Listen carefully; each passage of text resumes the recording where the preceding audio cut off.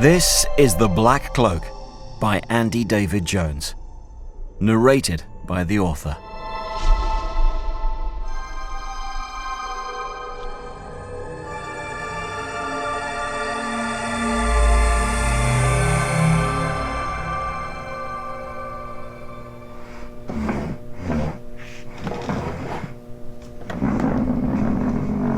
It was a sombre affair in the foyer. The tables were dragged out and placed together with less energy and enthusiasm than was custom. The plastic chairs, most of them beyond their useful life by now, placed around the large rectangular configuration. Pens and paper placed in front of each member of the committee. The summer of 1974 would be, they were sure of it this time, the last meeting of the Cangleton Players Committee. A much-loved amateur theatre group, considered one of the very best in Surrey, full stop.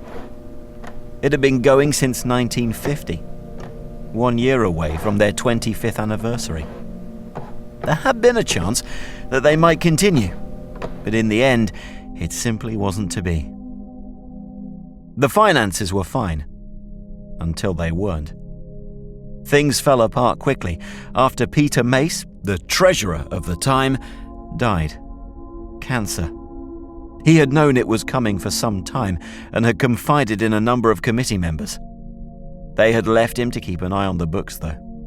Too uncomfortable to talk about him handing over to a successor. Furthermore, he was keen to keep at it. It gave him something to do, a sense of purpose in his final months. Who would deprive him of that? But only when he died did the rest of the committee see what sort of a mess they were in. Peter had taken out loans on behalf of the limited liability company that was set up to run the theatre. But no one knew of it. They just assumed the ticket sales were doing well, and the things he bought for the theatre was in budget. Peter had arranged for better lighting and even improved seating, replacing the uncomfortable plastic seats in the auditorium for red velvet ones, which he said were slightly used, and he got at a knockdown price. Turns out that wasn't true. He must have wanted to leave the theatre he loved in a much better place, a lasting legacy. His heart was in the right place, but the accounts were deeply, deeply wrong. After he died, the Cangleton Players Limited was left with a debt in the tens of thousands of pounds. Some of the better-off committee members were happy to put some money towards clearing the debt. But there was only so much they could do, and there was only so much money they could raise before the full amount needed to be paid off. Despite a heroic effort and a campaign supported by the local newspaper, they were too far behind in payment, and only halfway through paying the principal sum consolidated by the bank. The bank informed them that it, in effect, owned the theatre itself, as Pete had put it up for collateral. Signatures had been faked, and in 1 or 2 cases the committee members had signed things Peter asked them to, without realizing what they were signing. But he seemed to be on top of his brief, so they signed without question. There was no question that Peter had stolen any money. They could see that every penny had been reinvested in the theatre he loved. It was thought that he wanted to see it looking and working brilliantly after he died. What happened after he was gone? Well, maybe he thought they'd work it out. But they couldn't.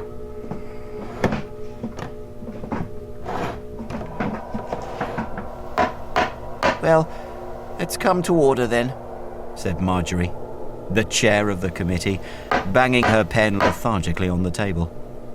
She didn't need to. No one on the committee had spoken since they came in. The air was heavy with the weight of defeat. Just the buzz of the square fluorescent lights above. She looked around her fellow committee members before speaking. A lovely bunch, many of whom had been here from the start. Most were retired, of course, that was always the way, but a number of them well-respected members of the community in Cangleton. Posters and black and white photos adorned the dark green stained walls of the theatre's foyer. The cloakroom behind Marjorie. The bar, closed up with the metal shutters down and emptied of all drink, to her left. The toilets, also upgraded by Peter with a loan they couldn't pay off, to the right. The double doors, open and letting the late Saturday afternoon light in straight ahead. Just to the right of them, the double doors into the theatre itself. And a corridor further down to the rehearsal room, dressing rooms, tool shop, backstage, and costume storage. All encased in the original prefabricated thin walls and corrugated iron roof. Not an expensive building by any means. Yet still, soon to be no more. She sighed. "Thank you for coming," Marjorie said. "One last time?" Surprised by the crack in her voice. She was 78 and was only realizing how much she loved this place once it was slipping from her hands. She had devoted herself to the place since she retired. And doubly so after her husband passed away 15 years ago. Debbie Richards, the local hairdresser, and a real whiz at makeup, started to cry. Alan, an elderly gent and former city trader, patted her back gently. "Oh, Debbie," said Marjorie. "We all feel the same, my love. I won't keep you here long. It's a testament to the love we have for this theatre that so many of you came at all. I'm officially, and for the second and last time, disbanding the Cangleton Players Committee. We've still got work to do, stripping away anything we want to keep. The artwork here, for example. We should divvy it up in any way you wish. It was by some miracle that we had a second chance. But sadly, we have to admit that we fell short." The second chance she spoke of, by a rather unfortunate situation. Something that no one there would publicly talk about.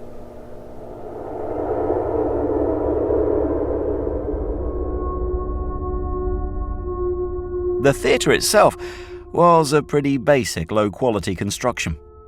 Those wafer-thin walls somehow managed to retain too much heat in the summer and froze patrons in the winter. But people loved the place and kept coming back, season after season. It was hoped at one stage that planning permission would prevent anything different being built. Maybe that would delay the sale for the bank and give them more time to raise the funds needed. Sadly, that wasn't to be. A real estate man called Greg Samuels had shown interest in the plot. Samuels was friends with a few key members of the council. In his 50s, but looking to his credit at least 10 years younger, he was fit and healthy, a keen runner and a squash player, and very skilled at sealing development deals. His plans for the site of the Cangleton Players Theatre? Simply to knock it down and build a 4-story apartment block in its place. Planning permission had not yet been given, but it was widely known that his council friends would accommodate his scheme. But something happened before he could sign all the paperwork. Samuels had been given a set of keys from the estate agent. Apart from a single set still in Marjorie's possession, the only 2 remaining sets were with the estate agency at the bank's request. Samuels had taken them and wandered around the theatre one evening, just to see if there was anything he could sell from the theatre before knocking it all down. He had unlocked the double doors, and then, this is crucial to know, locked them behind himself from the inside. So he was utterly alone. What he had done in there is still a mystery. But after 2 days, his wife had contacted the police. He had gone off for a day or so previously. The gossip in Cangleton was that he had been having an affair with someone he employed at his development office. But he had never disappeared this long without contacting his long-suffering wife. The police went to the theatre, where he was last known to have been heading, and found the doors to be locked. They finally tracked down Marjorie for her set of keys to the theatre, which she happily obliged. They were in her drawer, right where she left them, undisturbed, some 3 weeks earlier.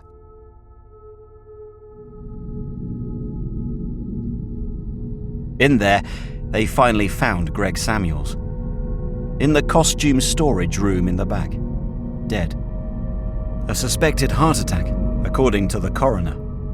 Surprising for a man of his age and fitness, but these things happen. Only two things were out of place in the costume storage room. The glass cover of a framed poster for a performance of An Ideal Husband by Oscar Wilde, put on by the Players in 1958, still hung on the wall, but was cracked and tilted askew.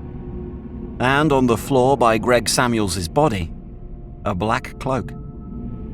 A costume piece, presumably from a long-forgotten performance. It was thought that he had pulled it off the rack and down with him as the pain in his chest took hold. Of the many items purchased by Peter Mace that the theatre couldn't afford, one was a fancy CCTV system. It recorded onto a magnetic tape from just one static camera on the outside. He said that it would lower their insurance, which it did, but not enough to justify the expense. Luckily, it was running on the night Greg Samuels went into the theatre. It showed him go in. No one had sneaked in beforehand, and no one had tried to get in before or after the fact. And there were no signs of forced entry anywhere else in the building. The police concluded that there was no foul play, death by natural causes. It was, of course, a tragic event, but it gave the Cangleton Players Committee a little reprieve. They had not formally wound the business up at that time, though they had had a meeting, rather like the one this Saturday afternoon, to bring things to a close. They were still many thousands of pounds away from clearing their debt to the bank, and with the rising interest, paying it all off was still a stretch. But they now had a chance. Samuels' deal had not gone through. If they could push hard one last time, maybe they could get all the money together before the bank sold the property again. It had been an almighty struggle, and the committee had moved mountains in ways Marjorie thought impossible. And they were so close, just £1,100 shy of their goal. But then, the bank informed them of a new buyer. The man who would be walking through the double doors and into the foyer any minute now. "Look," said Marjorie, trying to keep it together. "We did something wonderful here. I look at all these posters and photos in the foyer, and I think about the wonderful memories we've made. I shall treasure these things deeply. The bank has taken away our theatre for the second and final time. These memories we've made together will stay with us for the rest of our lives. Now, the curtain closes." "Maybe," said a haggard voice in the corner, on the far end of the tables placed together for the meeting. It was Maggie Williamson. She was the oldest member of the committee, some 10 years on Marjorie, the committee chair guessed, and one of the less sociable members. She looked after the costumes, amassed from more than 2 decades of shows. She was competent, but cold. Marjorie didn't say anything. The rest of the committee turned to Maggie. She took a moment before speaking. "We've had one reprieve," she finally said. "Who is to say we wouldn't get another?" If it wasn't so ridiculous to think of, Maggie's tone almost sounded sinister. Marjorie couldn't help swallowing before saying, "Sadly, I think this is it, Maggie. We came close, and if we had more time..." "The deeds are not signed yet," interrupted the elderly costumer. "Just as they weren't with the man wanting to build the flats. We shouldn't be hasty in assuming that..." "Oh, didn't realise I was interrupting a meeting at the old folks' home." The sudden South London accent booming over Maggie made everyone jump and look up. Except for Maggie herself, who didn't even glance to see who it was. A large, round man in his early 40s stood on the threshold of the entrance to the foyer, the setting sun silhouetting his bulky frame. He was wearing a dark blue suit. It was a little tight on him, and the front of his white shirt was hanging out slightly. His roughed, thick dark hair and pale complexion made him look like a man who would be incapable of ever really tidying himself up. It was Adrian Hill, the new owner of the theatre. Not that it was going to be a theatre under his ownership. Adrian Hill owned a business creatively named Hill Fashion. It sounded grand, but really he just imported cheap dresses from somewhere in the Far East, made in sweatshops, then exported to the UK in shipping containers. He slapped his label on them and sold them to high street chains at gratuitously marked up prices. Not a hugely successful man by any means, but business was going well for Mr. Hill, and he had bought the building with that in mind. Marjorie stood up, almost involuntarily. "Oh, Mr. Hill..." Call me Ady, darling, he said, with a disrespectful grin. It's only my bank manager who calls me Mr. Hill. Marjorie didn't call him anything when she spoke again. "We're the outgoing committee for the Cangleton players," she said. "We were just finishing up our last meeting and..." But he had stopped listening to her almost as soon as she started speaking. Walking around the foyer, looking at the posters. Not really one for theatre myself, he said, speaking loudly, but not to anyone in particular. All a bit poncy to me, you know what I mean? Marjorie could tell that Alum, who had been comforting poor Debbie, was about to stand up and give Mr. Hill both barrels, so she spoke before he could. "We weren't expecting you just yet," she said. "Yeah, well, I'm here now, ain't I?" he said, still looking at the pictures on the wall. "Thought I'd have a butcher's, see what bits I can knock through, maximise the space for the merchandise." Most of the committee had their heads bowed. In sorrow? Marjorie thought. Then, for the first time, Adrian Hill turned to Marjorie and pointed outside. "That camera thing real?" "The CCTV? Yes. Yes, it is." "And it, like, records and that?" "Yes.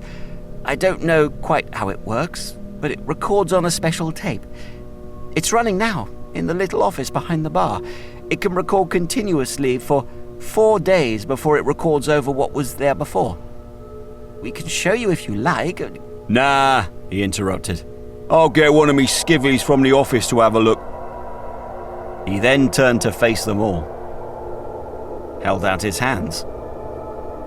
Marjorie didn't know what he was trying to do at first. "Keys?" he eventually said, like it was somehow obvious what he was waiting for.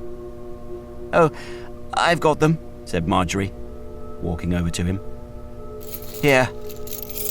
"Cheers, darling," he said. "Now, off you all pop."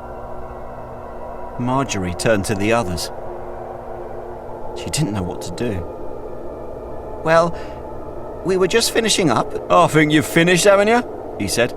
"I mean, it's all closed down. What is there left to say?"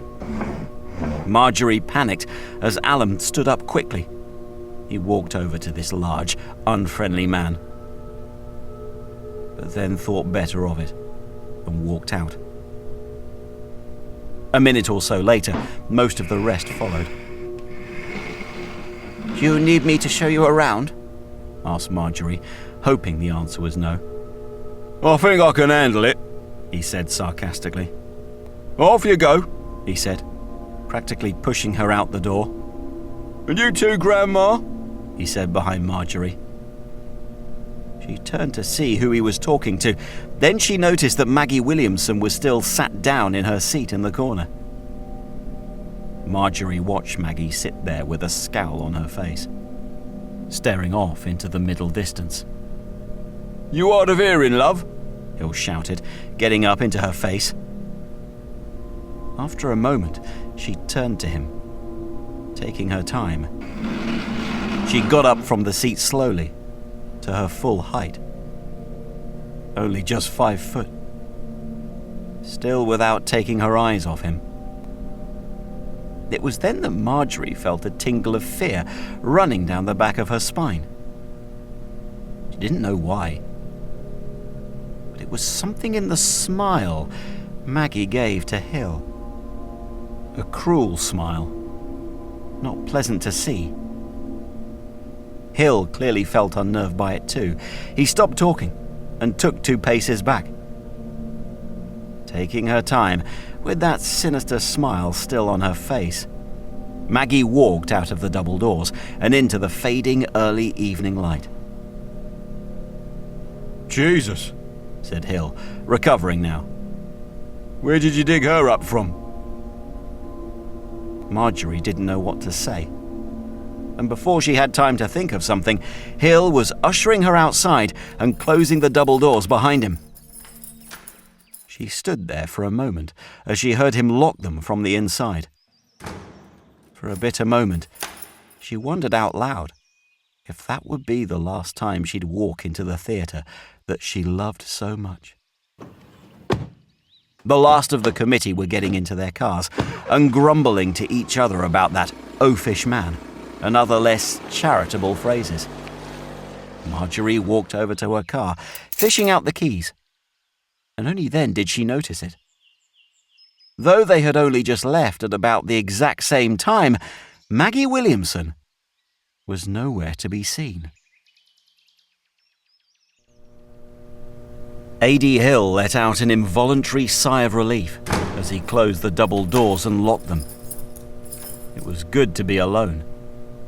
That old bat had given him the heebie-jeebies. But it was forgotten about in the next 30 seconds, as he wandered over to the bar in the hope there might be a nice little drop of something those old biddies had left behind. He opened up the metal shutters after working out how to do it. To see the bar inside was empty. He walked into the middle and had a poke around under the counter.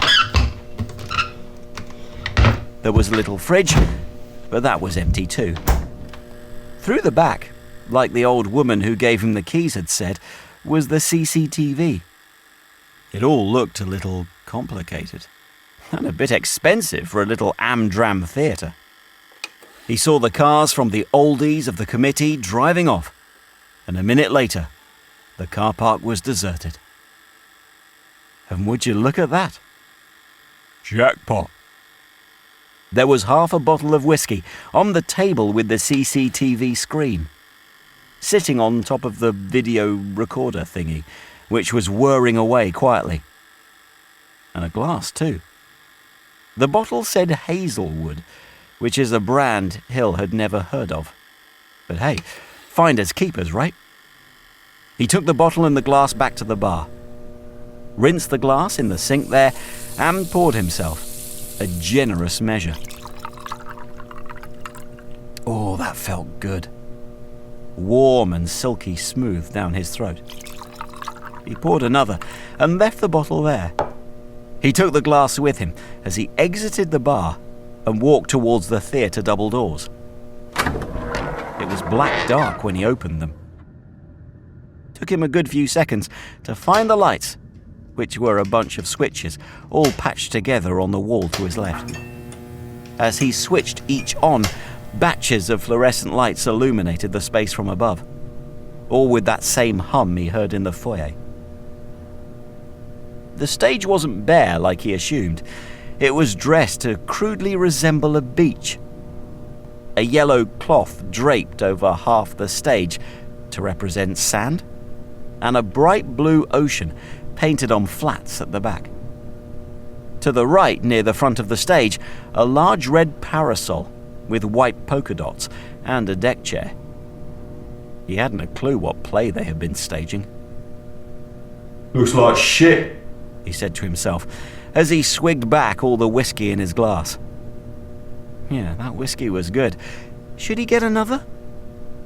Maybe in a minute, he thought, putting the glass thoughtlessly on the arm of a red velvet chair on the front row. There must have been over 100 chairs like that where the audience would sit, raised up so the back row was some 15 foot above the front.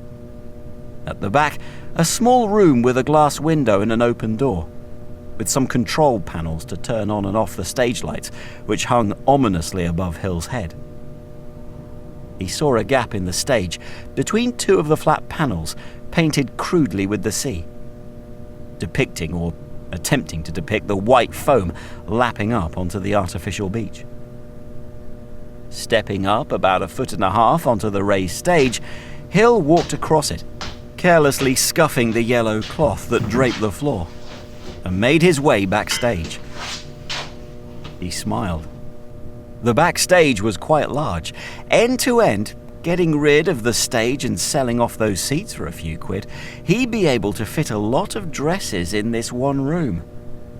And he's already got a top-of-the-line security camera thing as well, so that'd be good for the insurance premium. But it got even better. The walls that separated backstage from the rooms beyond didn't look like they were load-bearing. Not needed with such a flimsy structure. Maybe he'd be able to knock through and make this storage room even bigger. Nice one.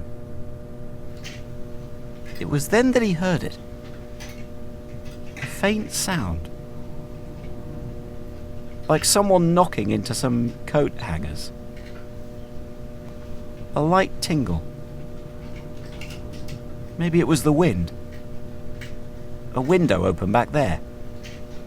But it had been a still day. He walked past a few rooms and heard it again. Coming from what must have been a small room at the very back. Bloody rats, I bet, he said, out loud to himself, trying to dampen down a fear that, for some reason, started to rise in his chest. He swung open the door fast, with confidence, or so he hoped. The lights were already on inside. 2 bare bulbs. It was a poky little room, stuffed with metal rails, all with dozens and dozens of costumes on each. Weird and wonderful stuff, brightly coloured princess outfits, vicar's shirts with dog collars, police uniforms, boxes of hats, ball gowns, and so much more besides. There was no doubt the noise came from here. And it was the sound of coat hangers knocking together, so it made sense that it would come from the costume storage room. But it was now completely silent. And there were no windows here to even open, so it couldn't have been the wind. He looked on the floor and around. No droppings, no little tears in the costumes, so no rats. The walls, like all the other walls in this place, were littered with photos and framed posters of past shows put on by the Cangleton players. The only thing vaguely out of place was a poster with the glass cracked. Hill looked at it and straightened it up. An Ideal Husband by Oscar Wilde, he said to himself. Huh, wasn't he that poofter? He chuckled to himself, feeling the faint fear dissipating as he did so, but still wanting to leave the room. It was then that he heard the movement.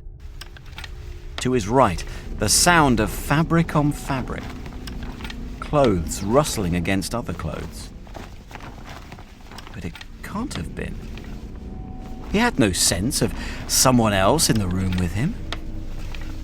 He turned to his right, and his heart leapt as a sight, impossible and yet so real, met his eyes. A black cloak, maybe of Victorian design, had somehow, of its own accord, slipped off of a coat hanger and was gliding through the air, past the other costume items, and heading towards him with gathering speed. Hill didn't have time to cry out in terror as the flimsy cloak pushed into him with impossible force, knocking him into several of the wall-mounted posters and photos, several of them crashing onto the floor, and the glass of the Oscar Wilde poster finally meeting the earth and shattering into 1,000 pieces. The force of the push from the cloak would have knocked Hill onto the floor were it not for the wall saving him. He screamed, then pushed the cloak away. It relented for just a second, and he darted out of the room and slammed the door shut. He kept running, but looked back to see, to his utter horror, the door handle of the costume storage room turn, all by itself. No, Jesus! He hadn't moved so fast since he was a young boy, his immense weight putting a strain on his heart. But it didn't matter. He had to get out of there. Just run, go, flee.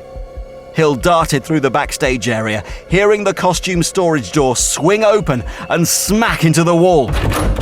There was no time to look behind, as he knew now, he just knew that every second wasted was a second closer to death. He dived onto the stage, knocking into a painted flat. The low-quality painting of the waves lapping onto the beach, collapsing face first onto the stage and crushing the large parasol with a crunch. Still, he didn't look behind him. The double doors to leave the theatre were in sight. He just had to get to them. And it was only as he did so that he comprehended, against all reason, that they were closed, when he absolutely, positively left them open. It was almost inevitable that they would not open. He pulled and pushed and banged on them with all his might, but they didn't yield. Then he saw the shadow of the cloak behind him. Hill squealed in terror and ran towards the red velvet audience chairs, knocking the glass over that he'd left on the arm of a chair on the front row. It smashed on the floor. He clambered over the chairs, desperate to get to the lighting box on the top. The door was open still. Maybe he could get there and close the door and stop that cloak or whatever was controlling it from getting in. But it was too late. He wasn't fast enough. The cloak, its flimsy fabric, pushed him over with the force of a bull. He fell onto his back, splayed out over 2 rows of chairs. The cloak. Just a cloak. No one behind it and nothing in it. Landed on top of him, pressing into his face. Powerful. Inescapable. It became harder to breathe. He pushed and pulled the cloak, but he couldn't rip the fabric and he couldn't push it away. Its strength was beyond that of a mortal man. He couldn't inhale. He was feeling dizzy, tired and terrified at the same time. He wasn't sure if he'd stopped fighting back. Things were fuzzy. He couldn't think anymore. Then a name came into his head. Greg Samuels. Why that name? Where had he heard it, and why now? Then he remembered. The previous buyer. Real estate man or something. Greg Samuels. He died in this place too. It was the last thought Adrian Hill ever had before everything went black.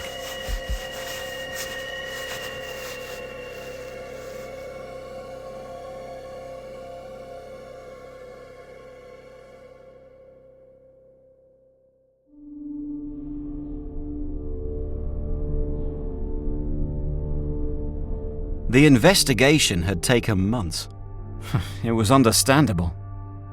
A new owner, a man in good health, dies in the theatre he was just about to buy. Strange, but it happens. But the second owner, admittedly not the fittest of men, also dies alone in similar circumstances. Surrey police were not stupid. Though try as they might, it was even more watertight this time. Adrian Hill had Marjorie's keys, the only set outside of the 2 at the estate agent's that were right where they were supposed to be, locked in the agent's office and untouched. There was again no sign of forced entry anywhere, and the police triple-checked this time. The CCTV recorded every single one of the committee leaving the theatre at the same time. Maggie Williamson, the penultimate one, followed by Marjorie. The earlier recording showed no one sneaking into the place beforehand. Every member of the committee was interviewed by the police. They were all disappointed to be losing the theatre, but they were upstanding members of the community. Not one of them had so much as a speeding ticket to their names. Maggie Williamson gave some of the police inspectors a slightly unnerving feeling, but it was safe to say that a frail 88-year-old lady couldn't have killed the 22-stone Adrian Hill with the brute force required. And even if she did, how did she sneak back into the building after leaving? With no key. Adrian Hill was found splayed halfway up the auditorium's seating, over several red velvet seats, a face of twisted agony. It was like he had suffocated. But, just like with Greg Samuels, the coroner finally put the death down to a heart attack. Despite some trauma and marks to his face and mouth, thought to be self-inflicted as the attack happened. And that was that. The sale of the theatre was cancelled for the second time. Hill's clothing business sold, and the theatre was once again put on the market, at the bank's insistence. However, things went differently this time. The committee, while stunned and deeply upset about what happened, wasted no time restarting their fundraising efforts. Many of them quietly, and to themselves, were glad they had been given a chance.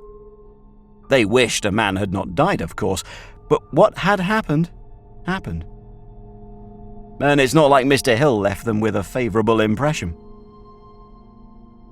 In the months where the police investigation froze any sale from going ahead, the committee managed to raise the funds needed to pay off the final loan. The theatre was now owned fully by the Cangleton players again, free and clear. It's why, once the investigation was over, the bustling atmosphere of the Cangleton Players Committee meeting was so vibrant. "Come on now," said Marjorie, banging her pen enthusiastically on the desk in the lobby to bring about order. "We can have our separate chats after we've concluded our meeting. First point on the agenda. I can confirm the Cangleton Players Limited is officially debt-free."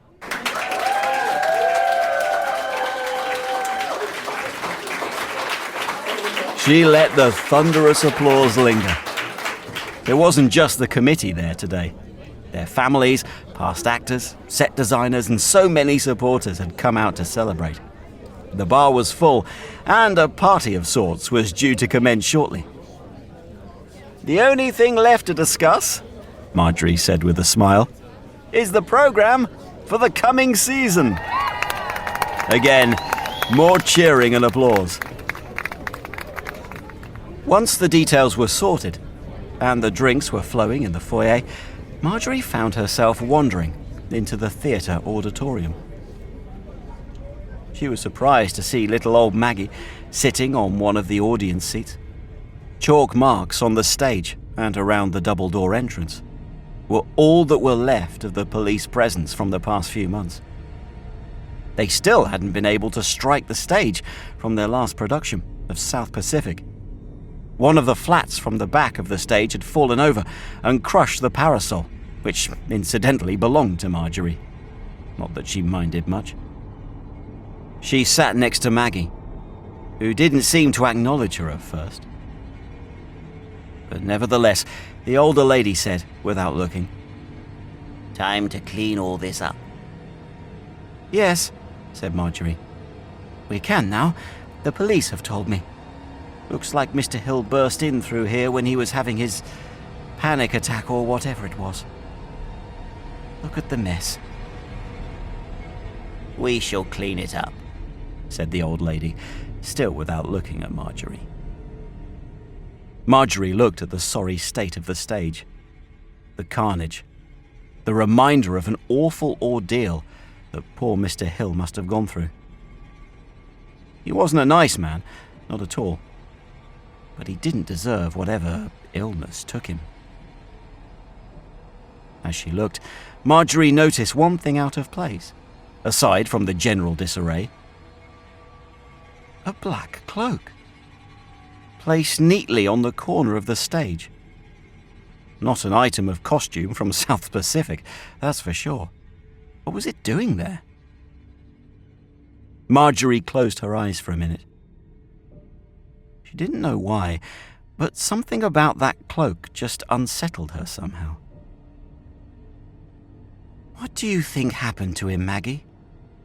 "Mr. Hill," said Marjorie, opening her eyes and turning to the elderly lady. But she wasn't there. It made her jump for a moment, but then Marjorie turned her head and saw Maggie had got up and was bending over to pick up the cloak.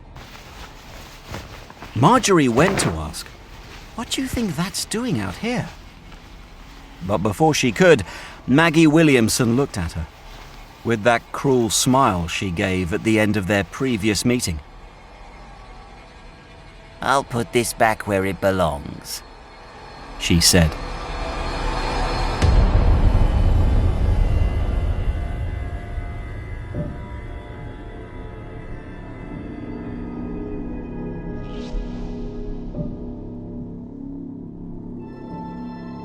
You've been listening to The Black Cloak by Andy David Jones.